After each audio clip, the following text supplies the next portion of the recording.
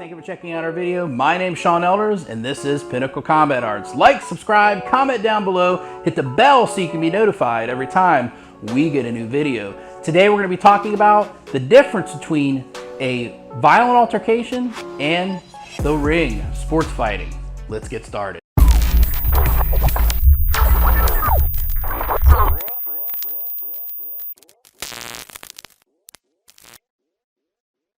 This is just a talk on what some of the things that you need to understand. I think that people really don't understand the context between an altercation out in the street or altercation between two people, what takes place inside the ring, okay? You have to understand that you're walking in there and you are prepared mentally. Everything starts here, okay? It all starts with our consciousness of understanding what am I doing? Where am I at? You know, the aspect to this is that people don't think about the fact that a person is preparing to get to a fight. They prepare, they're mentally preparing themselves. They're mentally, physically preparing themselves. They're emotionally preparing themselves for an altercation. So that's the first aspect. The second aspect is the environment itself.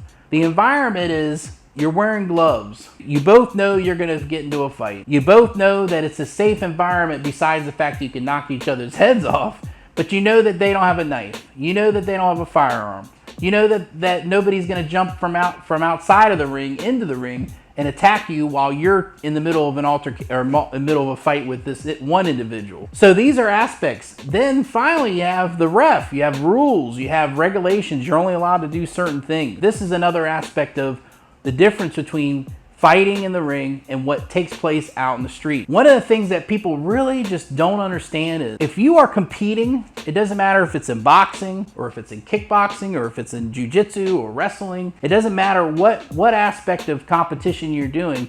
You are training for a specific task. You're training for a specific thing. You're developing attributes for that area of fighting, okay? For instance, if a boxer's boxing, he's boxing and that's it. He's not practicing to deal with somebody trying to go in and shoot him for double leg takedown. He's not training to deal with the ground game. Same thing with a wrestler or a jiu-jitsu guy. A jiu-jitsu guy, he's training to be on the ground. He's training to do all these things. He's not dealing with it. He's not training to deal with somebody striking him. I'm not saying that there aren't jiu-jitsu schools that do that, because they do. There's some wonderful jiu-jitsu schools out there that train the self-defense aspect. They have somebody trying to punch at their head. They're doing all that stuff. That's not what I'm saying. What I'm trying to explain to you is that it's all about context, okay? Context is key here. When we train, for instance, if a boxer is training and he goes to he has all these different coaches for different things to help him prepare for a fight. Context is key. So when he goes to the fitness trainer automatically knows he's preparing to strike.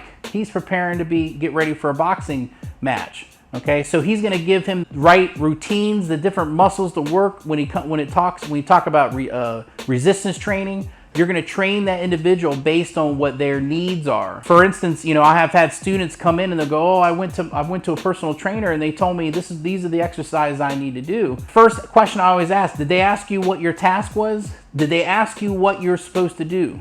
Okay, what you're working towards? What is the purpose of your fitness? Okay, and so a person that goes to the gym, they go to train. There is a broad spectrum of things that you can train for, okay? But the problem is that most people, when they go in, they'll be trained just like everybody else so that their physique looks a certain way.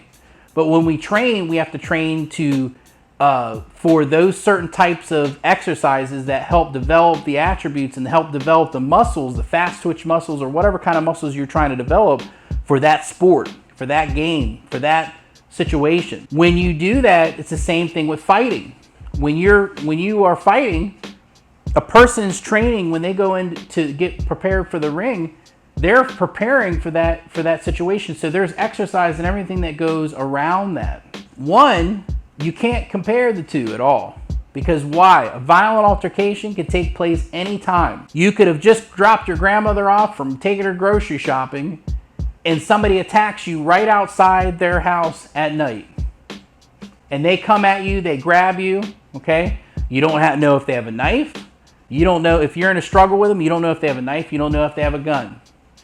And so For instance, you know, you have somebody, they get an altercation and they do jiu-jitsu. They're wrestling around with this person and they put them into a submission lock. The person pulls out a knife and starts stabbing them in the chest till they're dead. Okay? That person wasn't thinking about the fact that there could be a knife on that person. They didn't search their body as they're struggling. They didn't search to see if they had a knife. They didn't develop the attributes to see if the hand is in this right place. Are they reaching for something? Okay, this is a very important part.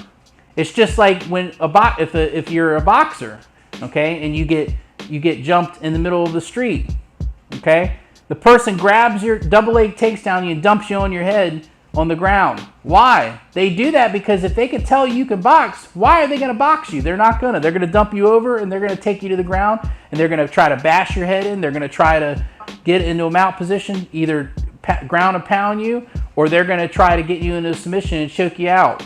Okay? They may have a knife. They may have a gun. Their friend may come by and kick your head like a soccer ball. These things are things that you have to think about. There are severities from an altercation where a guy touches your girlfriend's butt and you get into an altercation with him because he was inappropriate, to a person breaks into your house and their only focus is to sit there and slowly torture you and kill you. Those are the two things that are the most extremes that take place outside of the ring.